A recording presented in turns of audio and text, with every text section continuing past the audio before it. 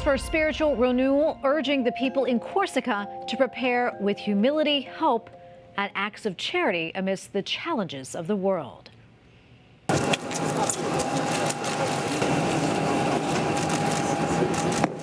The Holy Father traveled to Corsica for a one-day apostolic trip, the last one in 2024 outside of Italy. The Pope took part in the conference, Popular Religiosity in the Mediterranean, and once again made a call for peace. And Hannah Brockhaus, senior Rome correspondent for Catholic News Agency, joins us now. Hannah, great to see you. So tell us, why was Pope Francis in Corsica? Well, Tracy, Pope Francis traveled to Ajaccio, Corsica this weekend to give the closing speech for a conference on popular piety and confraternities in the Mediterranean region. So Corsica is an island in the Mediterranean, and like many of those areas, it has a strong devotion. The Catholics there have partaken in a lot of confraternities, over 100 in Corsica, which are these associations of lay people based usually around a religious devotion to Our Lady or to a particular saint. They carry out lots of charitable works in their towns, and they partake in processions. One of the main ways to demonstrate popular piety besides other prayers. So they were on full display on Sunday for the Pope's visit to the island, which is a French region. And Hannah, what was the atmosphere like on the ground?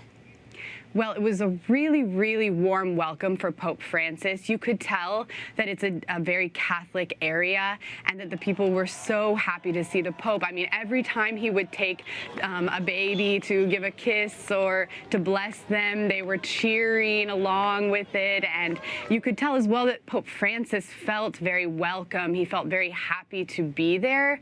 It was as well just like a beautiful atmosphere with the processions and then with the local tradition. So in Corsica, there's a really strong tradition of singing, both sacred and secular. They have their own form of chanting, and that was present during the entire trip from the morning to the evening for every part, including the Mass, which was almost the last event of the day. Yeah, Hannah, before I let you go, I know the Holy Father usually gives a press conference on the flight back from a trip, but he didn't this time. Tell us why. That's right.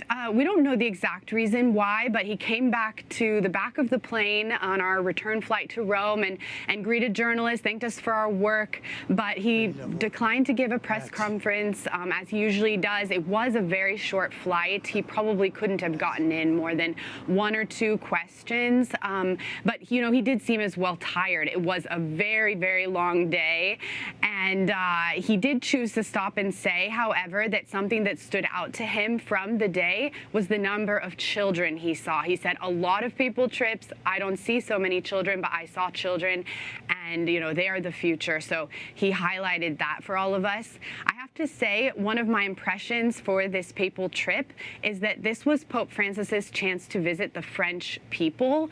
1 year ago, he went to Marseille, France, another French city, and there he spent a lot more time with bishops and with the institution in France, with authorities.